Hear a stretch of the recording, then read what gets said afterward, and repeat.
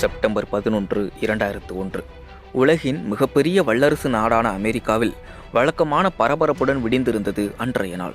வரப்போகும் பயங்கரத்தை அறியாமல் அமெரிக்காவின் தூங்கா நகரமான நியூயார்க் தனக்கே உரிய பரபரப்புடன் இயங்கத் தொடங்கியிருந்தது. அங்குள்ள 110 மாடிகள் கொண்ட உலக வர்த்தக மைய கட்டடமும் அன்றைய பொருளாதார நிலையை நிர்ணயிக்க ஆயத்தமாகிக் கொண்டிருந்தது. சரியாக 8:26 இருக்கும். ட்வின் டவர் என்று அழைக்கப்படும் உலக வர்த்தக மையத்தின் வடக்கு கட்டடத்தை நோக்கி அதிபயங்கர வேகத்துடன் வந்த விமானம் ஒன்று 93 மற்றும் 99வது மாடிகளுக்கு இடையில் மோதி வெடித்து சிதறியது. விமானம் ஏதோ ஒன்று விபத்திற்கு உள்ளாகி இருக்கிறது என எண்ணி கீழே மக்கள் தெருக்களில் அஞ்சி ஓடத் தொடங்கியிருந்த அதே வேளையில் விபத்து நேர்ந்த கட்டடத்தில் இருந்த நூற்றுக்கணக்கான மக்கள் தீயில் கருகி கொண்டிருந்தனர். சரியாக 18 நிமிடங்கள் கழித்து 9:03 அளவில் மற்றொரு விமானம் ஒன்று வர்த்தக மையத்தின் தெற்கு கட்டடத்தில் மோதி வெடித்தது. அப்போதுதான் இது தன்னிச்சையாக நடந்த விபத்து அல்ல, தீவிரவாத தாக்குதல் என்பதை அமெரிக்கா உணரத் தொடங்கியது. அமெரிக்காவின் ஆளுமையை உலகிற்கு பறைசாற்றிக் கொண்டு கம்பீரமாக வானுயர நின்று கொண்டிருந்த அந்த பிரம்மாண்ட கட்டிடங்கள் கனப்பொழுதில் இடிந்து விழுந்தன. என்ன நடக்கிறது என தெரியாமல் மக்கள் திகைத்து கொண்டிருக்கும் போதே அடுத்த தாக்குதல் அரங்கேறியது. ஆனால் இந்த முறை தாக்குதல் நடந்தது அமெரிக்காவின் இராணுவ தலைமையகமான பென்டகன் மீது. இந்த தாக்குதலில் அமெரிக்கா மட்டுமல்ல, ஒட்டுமொத்த உலகமே உறைந்து போனது. இந்த நேரத்தில் 4வதாக மற்றொரு விமானம் கடத்தப்பட்டிருந்தது கண்டறியப்பட்டது. எந்த இடத்தில் தாக்குதல் நடைபெறும் என தெரியாமல் அமெரிக்கா திணறிக் கொண்டிருந்த நேரத்தில் பென்சில்வேனியா மாகாணம் அருகே விழுந்து நொறுங்கியது அந்த விமானம். அந்த விமானத்தில் இருந்த பயணிகள் தீவிரவாதிகளை எதிர்த்து சண்டையிட்டதால் கீழே விழுந்து நொறுங்கியதாக கூறப்படுகிறது. கட்டிடங்களில் பணியாற்றியவர்கள், சாலையில் சென்று கொண்டிருந்தவர்கள் என இந்த 4 தாக்குதல்களிலும் 2977 பேர் உயிரிழந்தனர். இரட்டை கோபுரத்தில் 2606 பேர் கொல்லப்பட்டனர்.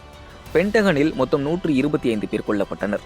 மேலும் விமானங்களில் இருந்த 246 பயணிகள், விமான ஊழியர்கள் என அனைவரும் உயிரிழந்தனர். தீயை அணைக்கச் சென்ற தீயணைப்பு வீரர்களில் 300 பேரும் உயிரிழந்தவர்களின் பட்டியலில் அடங்குவர். இவர்களில் 80க்கும் மேற்பட்ட நாடுகளைச் சேர்ந்தோரும் கிறிஸ்தவம், இஸ்லாம், யூதம், இந்து, பௌத்தம் உள்ளிட்ட பல்வேறு மதத்தினரும், பெரும் செல்வந்தர்கள், நடுத்தர வர்க்கத்தினர், லிஃப்ட் ஊழியர்கள், தூய்மை பணியாளர்கள் உள்ளிட்ட அனைத்து தரப்பினரும் அடங்குவர். 20ஆம் நூற்றாண்டில் முதல் உலகப் போர், 2ஆம் உலகப் போர் போல் 21ஆம் நூற்றாண்டின் துயர அடையாளங்களில் ஒன்றாக இரட்டை கோபுர தகர்ப்பு மாறியது. அமெரிக்கா இந்த தாக்குதல் நடத்திய தீவிரவாத அமைப்பு எது என்பதை தேடத் தொடங்கியது. தாக்குதலுக்கு பொறுப்பேற்றது அல்-கொய்தா. 19 அல்-கொய்தா தீவிரவாதிகள் 4 பயணிகள் விமானங்களை கடத்தி நடத்திய தாக்குதல்தான் இது என்பது தெரிய வந்தது. இஸ்லாமிய நாடுகளில் அமெரிக்கா நிகழ்த்தி வந்த சுரண்டலுக்கும் ஒடுக்குமுறைக்கும் எதிர்வினையாக ஒசாமா பின் லேடன் தலைமையில் இந்த தாக்குதல் நிகழ்த்தப்பட்டதாக சொல்லப்பட்டது. ஆனால் இந்த தாக்குதலுக்கு பிறகு உலகெங்கும் உள்ள முஸ்லிம்கள் மீது வெறுப்பு அதிகமானது. ஆனால் அதிபயங்கரவாதத்திற்கு எதிரானதாக மட்டுமல்லாமல் இஸ்லாமியர்களுக்கு எதிரான போராகவும் மாறியது. செப்டம்பர் 11 தாக்குதலுக்கு பிறகு பயங்கரவாதத்திற்கு எதிரான போரை தொடங்குவதாக அறிவித்தது அமெரிக்கா. அமெரிக்க அதிபராக இருந்த ஜார்ஜ் டபிள்யூ புஷ் அல்-கொய்தாவை அழிக்கவும் ஒசாமா பின் லேடனை பிடிக்கவும் ஆப்கானிஸ்தான் மீது போர் தொடுத்தார். இதற்காக சர்வதேச அளவில் கூட்டணியை உருவாக்கினார். ட்வின் டவர் தாக்குதலுக்கு காரணமான பின் லேடனுக்கு ஆப்கானிஸ்தானில் ஆட்சியில் இருந்த தாலிபான்கள் அடைக்கலம் கொடுத்திருந்தனர்.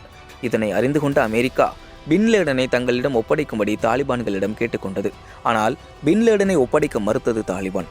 பிரிட்டன், கனடா மற்றும் நேட்டோ படைகளின் ஆதரவுடன் தாலிபான்களை விரட்டி அடித்து ஆப்கானிஸ்தானை தன் வசப்படுத்தியது அமெரிக்கா.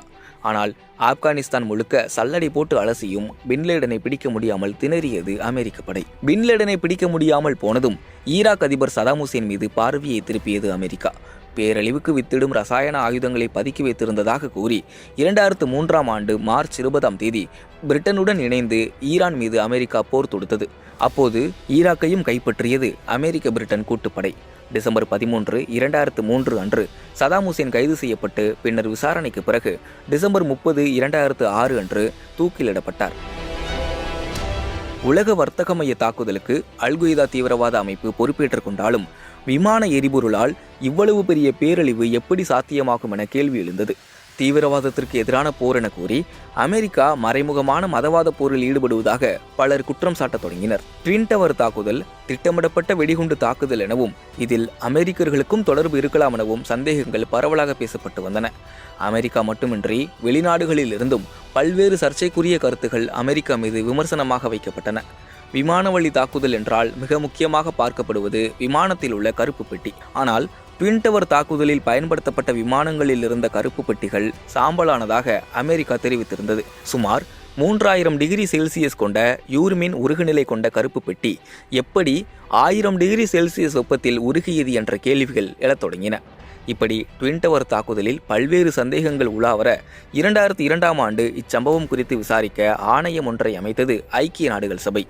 2 வருட விசாரணைக்கு பிறகு 2004ஆம் ஆண்டு தனது அறிக்கையை அவ்வாணையம் வெளியிட்டது. அதில் உலக வர்த்தக மைய தாக்குதலில் ஈடுபட்டது அல் கொய்தா தீவிரவாதிகள் தான் என உறுதிப்படுத்தப்பட்டிருந்தது. பின்னர் பின் லேடனை தேடி வந்தது அமெரிக்கா.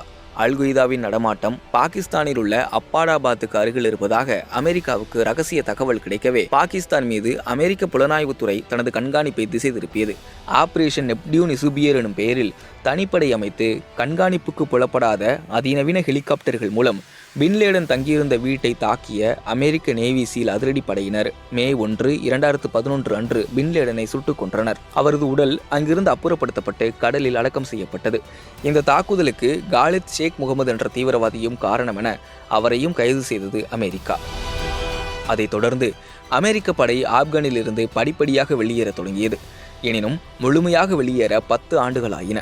ட்வின் டவர் தாக்குதல் நடைபெற்று இன்றோடு 23 ஆண்டுகள் ஆனபோதும் இன்றளவில் அதன் தாக்கத்தால் அமெரிக்காவில் பலர் பாதிக்கப்பட்டுள்ளதாக தகவல்கள் கூறுகின்றன. இந்த தாக்குதலின் நினைவாக அமெரிக்காவில் ஆண்டுதோறும் செப்டம்பர் 11 கருப்பு தினமாக அனுசரிக்கப்படுகிறது.